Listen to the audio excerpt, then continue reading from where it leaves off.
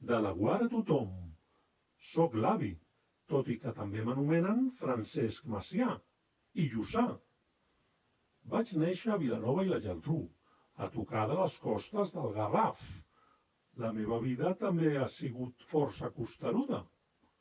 Sóc un polític independentista i, per tant, vaig proclamar la independència de Catalunya el 14 d'abril de 1931. Han passat uns quants anys i des del més enllà encara veig que Catalunya segueix sent dependent.